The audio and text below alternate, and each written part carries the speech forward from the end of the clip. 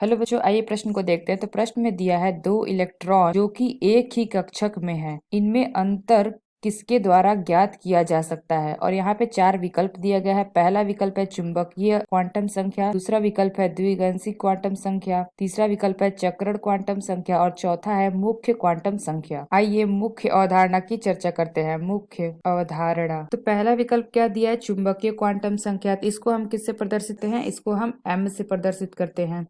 और दूसरा दिया है द्विगांशी क्वांटम संख्या, तो इसको हम किससे प्रदर्शित करते हैं, इसको हम L से प्रदर्शित करते हैं। और तीसरा दिया है चक्रण क्वांटम संख्या, तो इसको हम S से प्रदर्शित करते हैं। और चौथा दिया है मुख्य क्वांटम संख्या, तो इसको हम क्या करते हैं, N से प्रदर्शित करते हैं। तो आइए अब एक एक करके देखते हैं अर्थ क्या होता है। ए हमारा दिया है चुंबकीय क्वांटम संख्या। चुंबकीय क्वांटम संख्या सब सेल या उपकोष के कक्षकों को प्रदर्शित करती है। यह ऑर्बिटल के अभिविन्यास को भी व्यक्त कर। तो चुंबकीय क्वांटम संख्या सब सेल या उपकोष के कक्षकों को प्रदर्शित करती है। यह ऑर्बिटल के अभिविन्यास को भी व्यक्त करती है।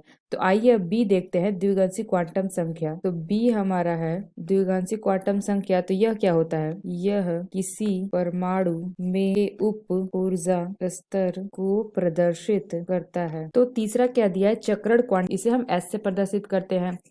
तो सी हमारा है चक्रण क्वांटम संख्या। तो यह क्या होता है, तो चक्रण क्वांटम संख्या से ज्ञात होता है कि किसी कक्षक में इलेक्ट्रॉन दक्षिणावर्त यानी कि क्लॉकवाइज दिशा में घूम रहा है या वामावर्त दिशा यानी कि एंटी क्लॉकवाइज, अर्थात यह क्वांटम संख्या इलेक्ट्रॉन के चक्रण की दिशा को प्रदर्शित करती है। तो चौथा हमारा क्या दे रखा है, यानी कि डी मुख्य क्वांटम संख्या। तो डी हमारा क्या है, मुख्य क्वांटम संख्या। तो यह क्या करता है, यह क्वांटम संख्या परमाणु में इलेक्ट्रॉन के मुख्य ऊर्जा स्तर और कोश के आकार का निर्धारण करती है। तो प्रश्न में हमसे क्या पूछा गया था कि दो इलेक्ट्रॉन जो कि एक ही कक्षक में है, इनके अंतर किसके द्वारा ज्ञात किया जाता है। तो आइए अपना विकल्प देखते हैं कौन सा विकल्प सही है। तो पहला विकल्प दिया चुंबकीय क्वांटम संख्या। तो यहाँ पे हमने देखा कि चुंबकीय क्वांटम संख्या क्या होती है, जब सब सेल या उपकोष के कक्षकों को प्रदर्शित करती है। यह ऑर्बिटल के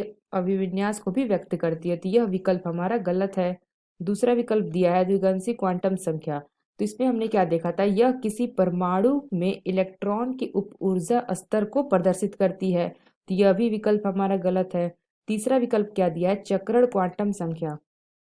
तो यहाँ पे हमने देखा था कि किसी कक्षक में इलेक्ट्रॉन दक्षिणवर्ती दिशा यानी कि क्लॉकवाइज में घूम रहा है और वार्ता या वामावर्त दिशा में, अर्थात यह क्वांटम संख्या इलेक्ट्रॉन के चक्रण की दिशा में प्रदर्शित करती है। यहाँ हमसे क्या पूछा गया था, दो इलेक्ट्रॉन जो कि एक कक्षक में है। तो यह विकल्प हमारा सही होगा। जैसे कि कोई कक्षक है, इसमें दो इलेक्ट्रॉन है, तो इसमें क्या होता है, एक क्या होता है दक्षिणावर्त दिशा में और एक होता है वामावर्त दिशा में। तो ये जो दक्षिणावर्त दिशा में होता है, यह क्या होता है हमारा +1/2, और यह जो वामावर्त में होता है ये होता है -1/2। तो क्लॉकवाइज जो होता है वो हमारा होता है +1/2 और एंटी क्लॉकवाइज होता है -1/2। यह क्वांटम संख्या किसी परमाणु अथवा आयन के चुंबकीय गुण की व्याख्या करती हैं। तो चक्रण क्वांटम संख्या के माध्यम से हम दो इलेक्ट्रॉन जो एक कक्षक में उपस्थित होते हैं उनके बीच अंतर ज्ञात कर सकते हैं। तो यह विकल्प हमारा सही होगा, चक्रण क्वांटम संख्या। और चौथा दिया है मुख्य क्वांटम संख्या। तो इसमें हमने क्या देखा था,